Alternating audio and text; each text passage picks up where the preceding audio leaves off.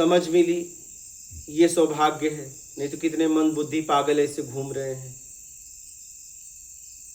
ये सौभाग्य की बात है कि आप मानव तन पाए हो और समझ पाए हो, दोनों है आपके पास। हाँ हाँ, कि बहुत ऐसे मानव तन देखिए कचड़ा खा रहे हैं, कम से कम आपके पास समझ है, वो भी अध्यात्म की समझ। तो ऐसे लोगों को मेरा भाव है कि उन्हें मार्ग मिलना चाहिए। मार्ग मिलेगा तो निकाल लेंगे, अगर ऐसे लोगों को मार्ग नहीं मिलेगा तो भटक जाएंगे। बिल्कुल सही, भ्रमित हो जाएंगे ना। मैंने ये देखा कि समाज को इस वक्त सबसे जरूरी अगर कुछ है तो प्रत्यक्ष मार्ग, ज्ञान कि चलने में ही संशय ना हो।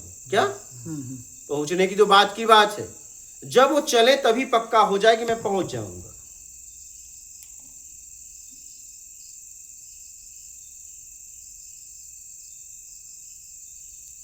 तो आप सौभाग्यशाली हो कि आपके पास मानव तन भी मिला और आपके पास समझ भी है, और मार्ग मिल गया तब तो आप महान हो। क्या? अगर आपको मार्ग भी मिल गया तो समझ लीजिए कि आप महान हो, बस चल पड़ो।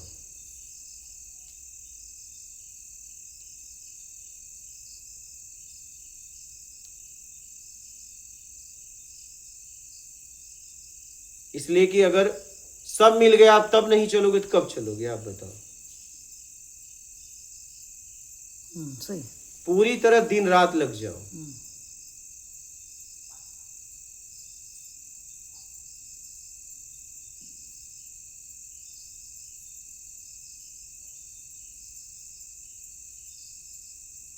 शरीर को जरूरत हो सो लो, शरीर को जरूरत हो खा लो, लेकिन आपकी जरूरत आपका आत्मिक कल्याण है। सोना अपनी जरूरत मत बनाओ, खाना अपनी जरूरत मत बनाओ। क्या? शरीर की जरूरत है खा लेना, शरीर की जरूरत है सो लेना, लेकिन खाना सोना अपनी जरूरत ना बना लेना। बहुत बढ़िया, इसका विशेष ध्यान रखना, क्योंकि सोना और खाना हमारी जरूरत हमने बना ली है। अपनी जरूरत सिर्फ अपना आत्मिक कल्याण बनाना। ठीक है, बोलो, आप कुछ बोल रहे थे। महाराज ऐसा लगता है कि मतलब बुद्धि से तो आपकी बातें समझ में आ जाती हैं कि ऐसा है, लेकिन कहीं और चीजें समझ नहीं आ रही हैं शायद, तभी हम समझ तो आता है, सब कुछ आ भी गया एक तरह से, लेकिन किसी को लगता है समझ नहीं आ रहा है ढंग से। नहीं, किसको? आपको? पता नहीं, मुझे तो समझ में आ रहा है कि ऐसा ऐसा है, ऐसा ऐसा है, ऐसा ऐसा है, फिर वो फिट क्यों नहीं बैठ रहा? जब चीज समझ में आ गई है तो फिर उसमें जीना पड़ेगा। उसमें जब आपको समझ में आ गया, ठीक है, तो अब जब बातचीत करते हो तो हर समय सचेत रखना है। नहीं, यही तो बात है, खाना कभी भूले, सोना भूले नहीं, ऐसी गलती ना करिए। और ये कभी आज के बाद दोबारा मत कहना भूल जाता हूं। अगर भूल जाते तो तुम सर्वप्रथम पहले खाना, बाथरूम जाना, सोना, ये सब भूलते ना। हम अपनी जरूरत की चीजें नहीं भूलते, और बाकी अपनी आत्मिक कल्याण की बात आती है तो हम भूल जाते हैं। तो कहीं न कहीं हम अपना आत्मिक कल्याण नहीं चाहते हैं। जरूरी नहीं लगता शायद, जरूरी नहीं समझते आप, आपको जरूरी नहीं लग रहा है, लगता है लेकिन जरूरी है। ऐसा आपकी समझ से लग रहा है, लेकिन आपके लिए अभी जरूरी नहीं है। नहीं, भूलना शब्द आता ही नहीं, क्योंकि अगर आप भूलते तो ये भी कहते मैं कई हफ्ते तक भोजन नहीं करता, मुझे याद नहीं रहता, कोई याद दिलाता है। मैं कई हफ्ते तक सोता नहीं, मुझे कोई याद दिलाता है। मुझे बाथरूम में भूल जाता हूं, मैं नहाना भूल जाता हूं। ये सब होता है? ये सब तो नहीं होता। ये होता है? नहीं होता। बात बस क्योंकि ये जरूरत है आपकी। आप भूलते नहीं हो, आपको करना ही नहीं, इसलिए आप कहते हो मैं भूल जाता हूं। भूलते तो सब भूलते ना, आप व्यवस्था भी तो भूलते लेना।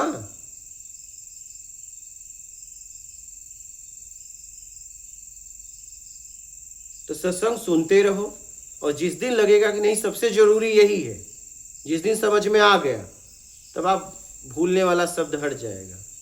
तब आप करके ही छोड़ोगे। क्या? करके ही छोड़ोगे। जैसे एक व्यक्ति भोजन कर रहा हो और मैं कह रहा हूं 2 दिन का भूखा हो, क्या?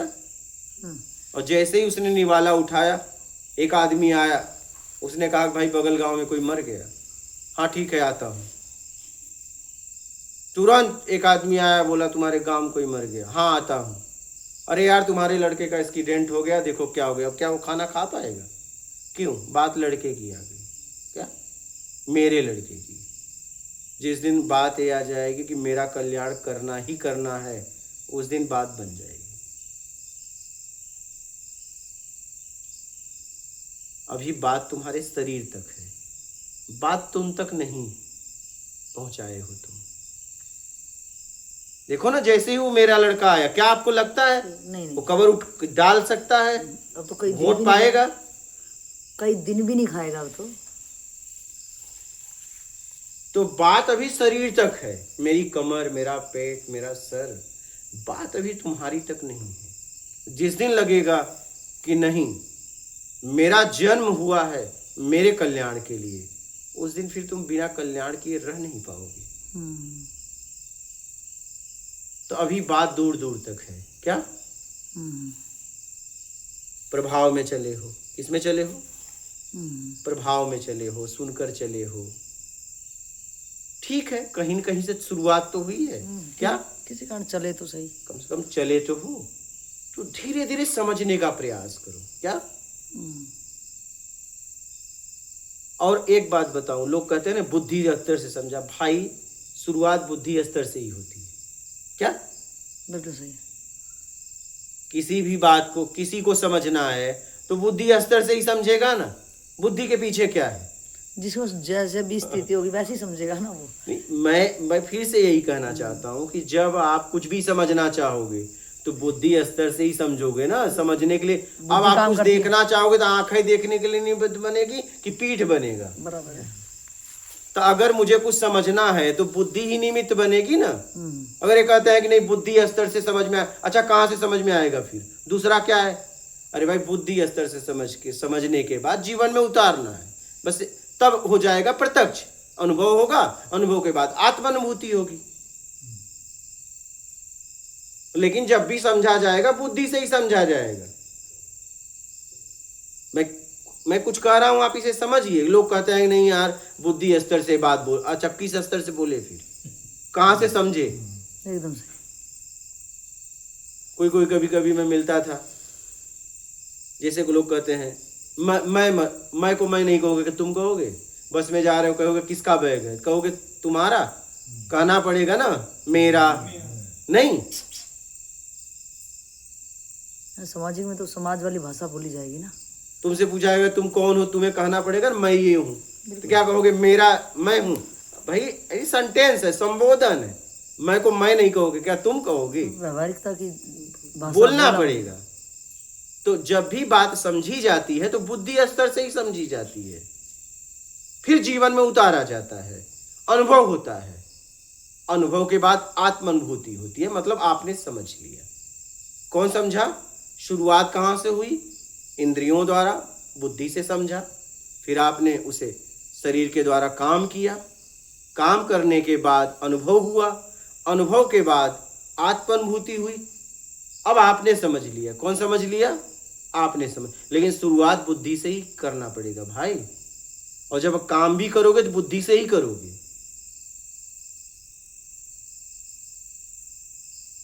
तो जिस दिन ये समझ में आ गया कि नहीं मेरा आत्मिक कल्याण मुझे करना है, उस दिन करके ही छोड़ोगे। उसके बिना रह नहीं पाओगे। एक है तड़प, एक है तड़पना। तो तड़प तो पैदा हो गई देख दाख के, समाज की परिस्थितियां देख के, अपने काम को देख के। क्या तड़पना चालू हुआ? क्या मेरे पे वो असर की कि नहीं? हाँ, तड़प तो चालू हो गया। क्यों? अरे यार देख रहा हूँ शुरू से लेके आखिरी तक रोज वही खाना पीना, यही सब बातें, सब यही शुरू से लेके मौत मर जाना, यही देख रहा हूँ। शादी विवाह यही सब झंझट है। आपने समझ लिया, यहाँ कोई किसी को मानता नहीं, सब अपने जरूरत में सब एक दूसरे का उपयोग करे। सब बात समझ में आ गई। तड़प पैदा किसके हुई? चलो यार अब आत्मिक कल्याण करते हैं अध्यात्म में, लेकिन क्या तड़प तो पैदा, क्या तड़पना हो रहा है?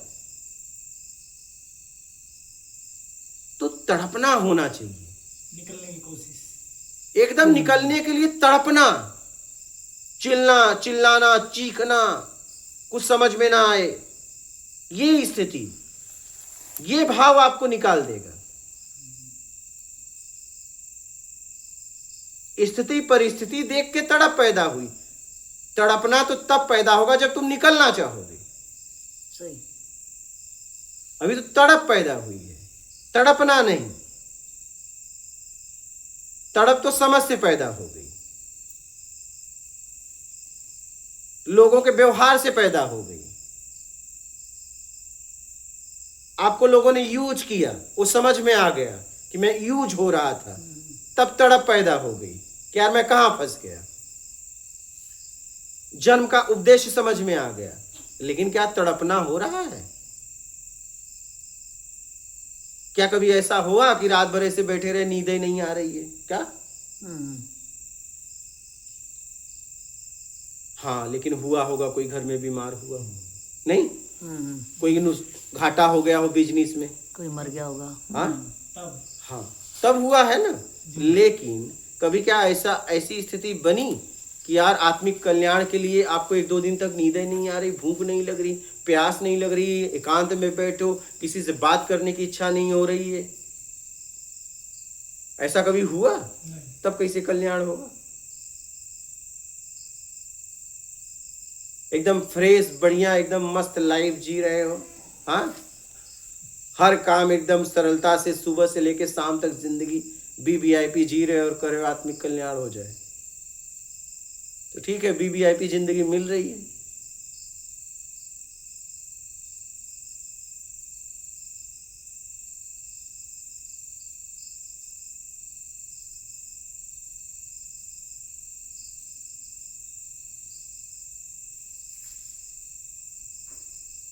मैंने अपनी यात्रा में आप लोगों को बताया है, आप लोगों की प्रेरणा के लिए, कि जब मेरे इतने सूज जाते थे, क्या पैर में पीड़ा थी, लेकिन मुझे पीड़ा नहीं थी। यहाँ तक मेरे पैर भी हो सकता था कट जाते सड़के, लेकिन मेरे पैर ने नहीं करते, क्योंकि मैं तो निकल जाता, क्योंकि मुझे पता था ये शरीर है, ये मेरा पैर नहीं है, ये तो इससे संसार तक का है, क्या इसको मैं बचा के भी क्या करूँगा। तो इतना सूजन हो जाती थी, मैं निकालता था, ऐसे ऐसे पैर रख दूँ, टप टप खून गिरता था, ऐसे इतना फूल जाए तो मैं सुबह उठूं, पहले तो रात को सोता था तो नींद नहीं आती थी, क्योंकि फटता था, क्या ठीक है। और शरीर में मुझे, इसी शरीर में भाई सोना है, आराम भी करना है, शरीर को कहीं न कहीं आराम देना है, नोचता था, खून निकलता था, तब जाके मैं सोता था। सुबह उठूं तो एक कदम ऐसे बढ़ाने की हिम्मत नहीं थी। जब उत्तराखंड की यात्रा कर रहा था तो मैं कैसे कैसे अपने चप्पल में ऐसे पैर डालूं, हाँ, सब मोटा था, आंखों से छरछर आंसू, लेकिन आंसू आंखों से आ रहे थे, मुझे नहीं आ रहे थे। मैं तो मुस्कुरा रहा था अंदर ही अंदर कि मैं बहुत, अब मैं निकल रहा हूँ और मेरा आखिरी समय आ चुका है। तो ये घटना कब की है? जब केदारनाथ में बाढ़ आई थी, तो उसके शायद 12 में आई थी, तो हाँ, तो 13 की ये घटना है। ऐसे तो एक कदम चलने की ताकत नहीं थी, मैं 20-20, 30-30 किलोमीटर चलता था, आंखों से छरछर आंसू गिरते थे, लेकिन मैं कभी नहीं रोया। मैं तो उसमें हंसता था, मुस्कुराता था। मुझे लग रहा था मैं बस निकल रहा हूँ, मुझे बस निकलना है, मुझे इस दलदल से, इस भवसागर से मुझे निकलना है। ये पीड़ा तो कुछ भी नहीं है, इससे ज्यादा तो मेरा मानसिक पीड़ा है।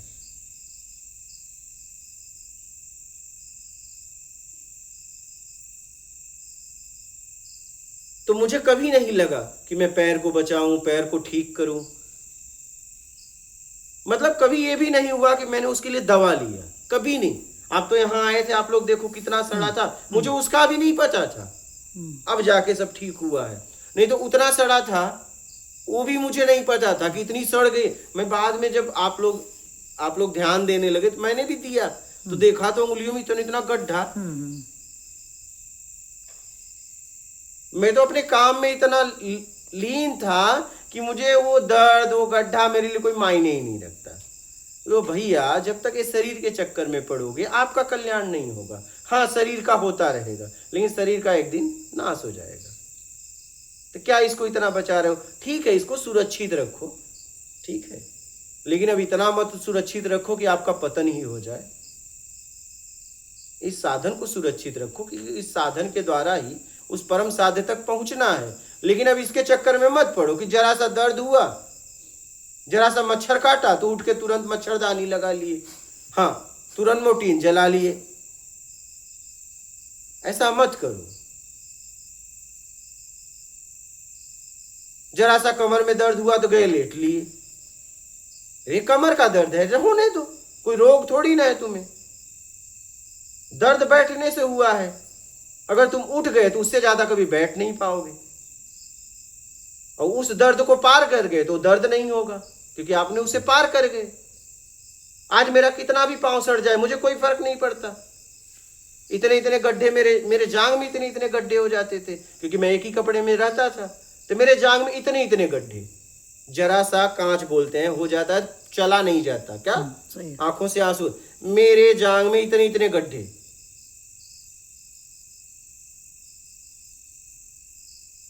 मेरे कपड़ों में काई लग जाती थी, क्या मेरे कपड़ों में काई लग जाती थी, क्योंकि 2-2 महीना कपड़े नहीं निकालता था, अंदर के कपड़े में काई लग जाती थी।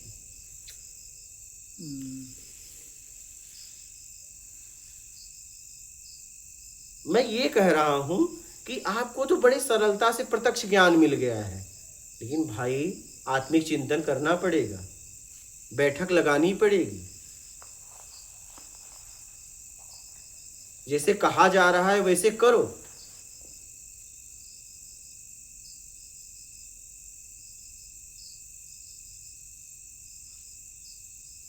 मैं तो अपने से ज्यादा आप लोगों को सौभाग्यशाली समझता हूं। मुझे तो देखिए, एक कोई माँ के पास पले, एक माँ बिना पले, पल दोनों रहे हैं, लेकिन एक का पलना उसे स्नेह प्यार सब मिलेगा, क्या दुलार सब मिलेगा, लेकिन जिसकी माँ नहीं उसे बहुत फटकार मिलता है, ठीक है। तो मुझे तो 2011 से 20 तक कोई गुरु ही नहीं मिला। मैं तो आपको बताऊं, मेरी जिंदगी में एक इच्छा थी कि मुझे कोई गुरु मिले, मैं उसकी शरण में रहूं, क्योंकि गुरु जैसा प्यार, गुरु जैसा प्रेम इस पूरे सृष्टि में दूसरा कोई कर नहीं सकता, देवता तक नहीं कर सकते।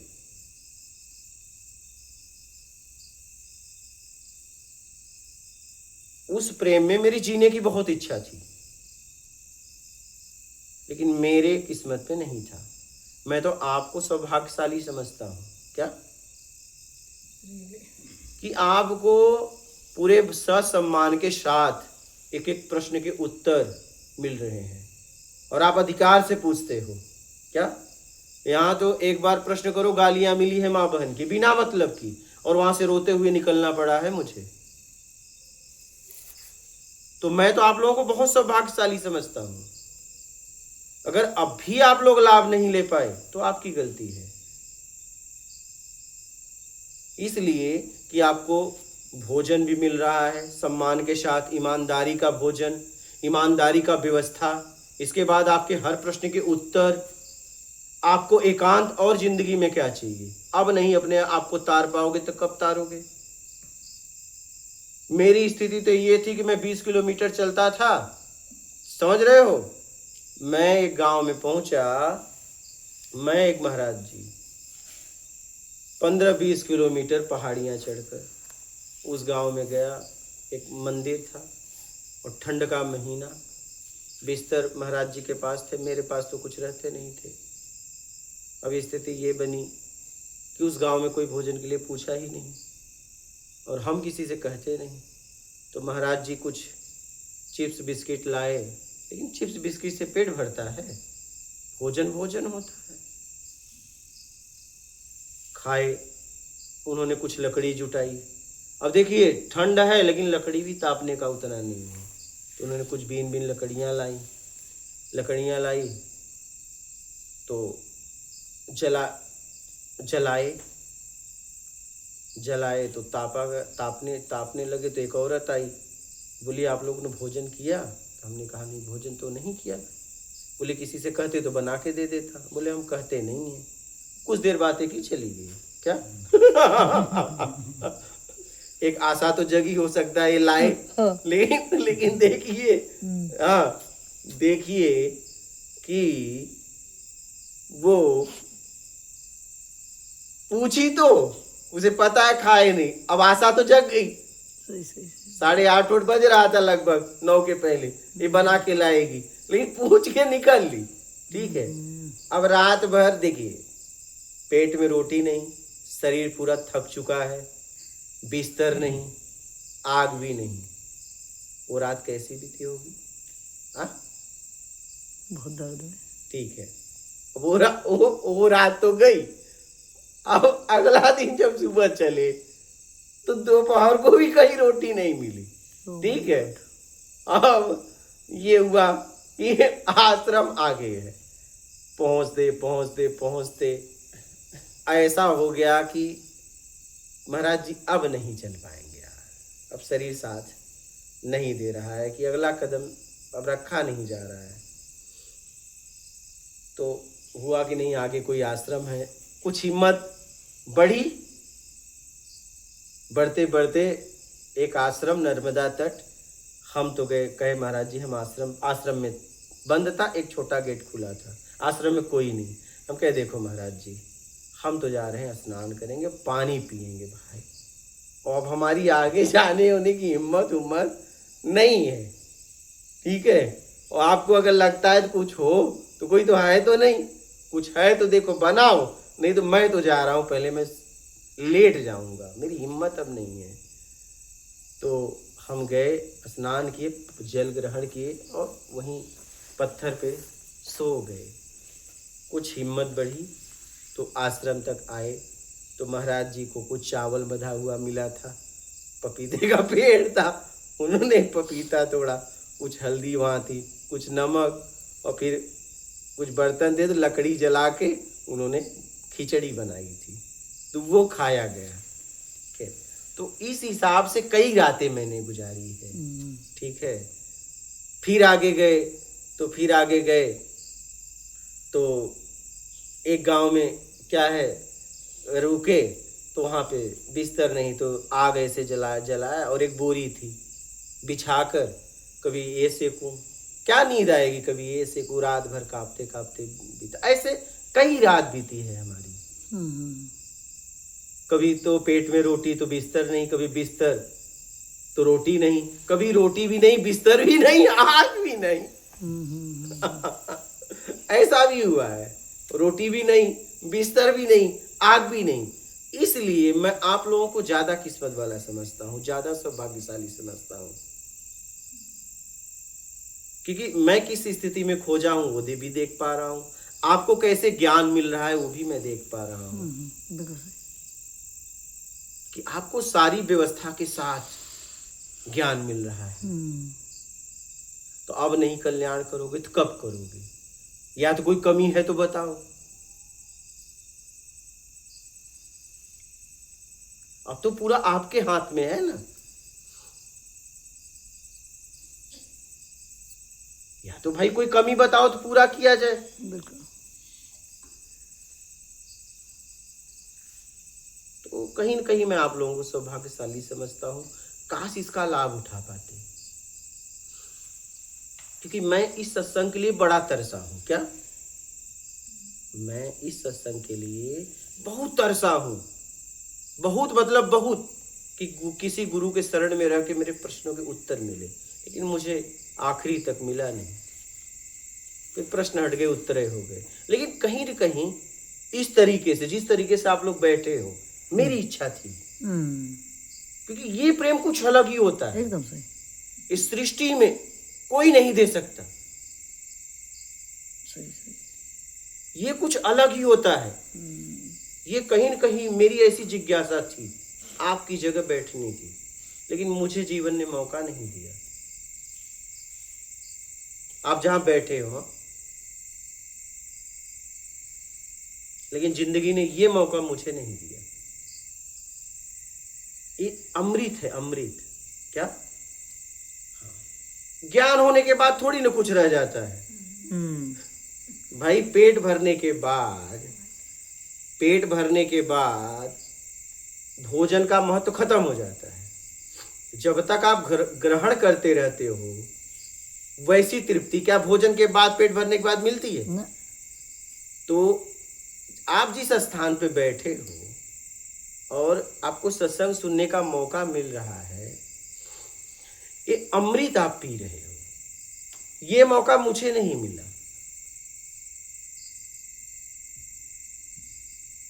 भाई एक आदमी का धीरे धीरे पेट भर रहा है, एक आदमी का एक ही भर में पेट भर जाए, हाँ, तो आंतरिक संतुष्टि किसे मिलेगी? इसने धीरे धीरे बिल्कुल ग्रहण किया है। तो हमारा तो एक ही बार में हो गया यार। क्या मेरा एक ही झटके में हो गया, और एक ही झटके में होने के बाद चलो बांटो।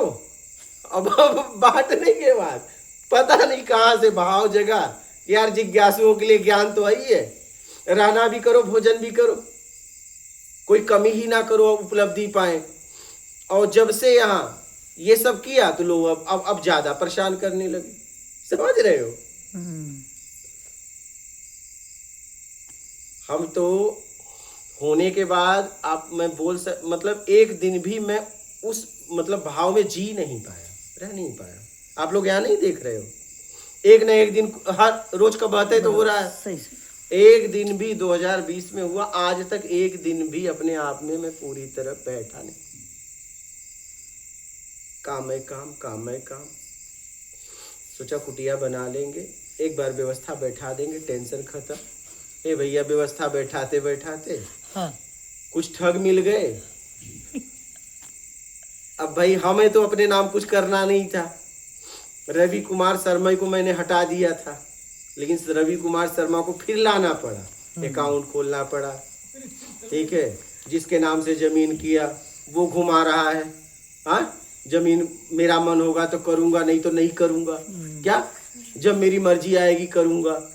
लोगों से भाई संदेश दिलवा रहा है कि जब मेरी मर्जी आएगी तब करूंगा। ठीक है भैया, हाँ, कितना मेरा भरोसा था कि 34 लाख के ऊपर जमीन तेरे नाम कर दी, और तू कितना गिरा था कि सामने वाले को जिसने भरोसा किया उसी को घुमा रहा है।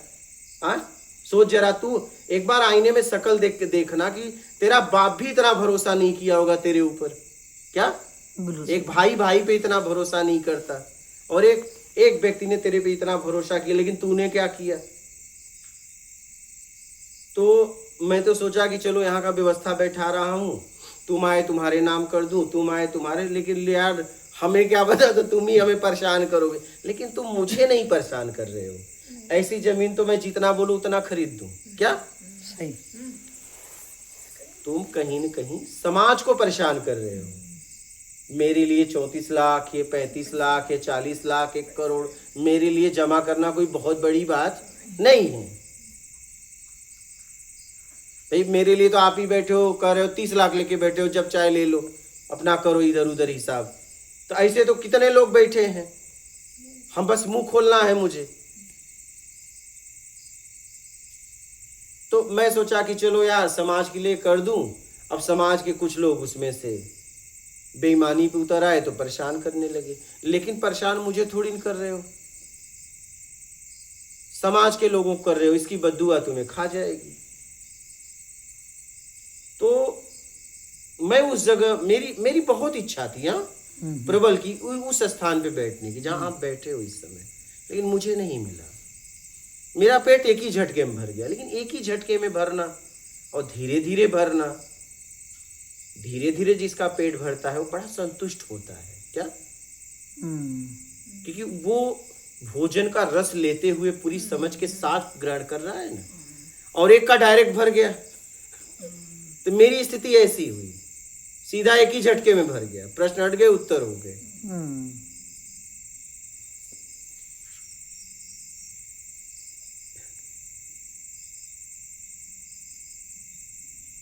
वहां की तो बात ही अलग है। क्या आपको लग रहा है यहाँ की बात अलग है? मैं बोल रहा हूं वहां की बात अलग है। यहाँ के बाद तो काम ही है क्या? अरे अरे भाई, जब तक बच्चे हो तभी तक मजा है। जिस दिन आप गार्जियन बन जाते हो उस दिन क्या आपका जीवन रहता है क्या? जीवन तो तब तक था जब तक गार्जियन नहीं थे। उस स्थान पे बड़ी आनंद है, यहाँ नहीं। यहाँ यही आने के लिए आप भी बैठे हो, ऐसा नहीं है। यहां तक आपको भी पहुंचना है, यहीं आने के लिए आप वहां बैठे हो। लेकिन जब धीरे धीरे धीरे होता है ना, तो बड़ी आत्मिक संतुष्टि मिलती है। और मेरे साथ ऐसा नहीं हुआ, मुझे तो एक ही झटके में आर्या पार हो गया। और 2011 से 19 पूरा दिसंबर तक, मतलब वो अपना अपमाने की जिंदगी थी। मैं तो सोचता हूँ नर्क उससे अच्छा है और मरना भी उससे अच्छा है। जैसी जिंदगी मैंने धुतकार की, अपमान की, मान की, भूख की, पीड़ा की, व्याकुलता की, तड़प की, उदासी की, बेचैनी की, जिल्लत की जी है, तो मैं तो कभी कभी सोचता था कि यार मौत इससे सुंदर है। क्योंकि बिना मतलब का लोग अपमान करते थे, क्योंकि आवरण मेरा बहुत कमजोर रहता था, क्योंकि खोजी था, तो मुझे कहीं से भी भगा देते थे, आश्रमों में भी नहीं रखते थे, क्योंकि मेरा आवरण नहीं था। अब मैं ताम झाम लेके चलता नहीं था कि हाथ में डंडा, हाथ में कमंडल और तन पे गेरुआ कलर। अगर ऐसा चलूं तो सबको ही सम्मान देता। तन पे फटे कपड़े, क्या धोया है कि नहीं धोया है, तन पे फटे कपड़े, एकदम पागल की तरह, तो मुझे कोई खड़ा नहीं करता था। तो मुझे ज़्यादातर शमशान में या नदियों में मुझे समय व्यतीत करना पड़ता था। मुझे आश्रम में बहुत कम जगह देते थे, और अगर देते थे तो एक आध दिन से ज़्यादा, 2 दिन से ज़्यादा नहीं देते थे। क्या? हाँ, क्योंकि बाहर का पहनावा ही मेरा अजीब था।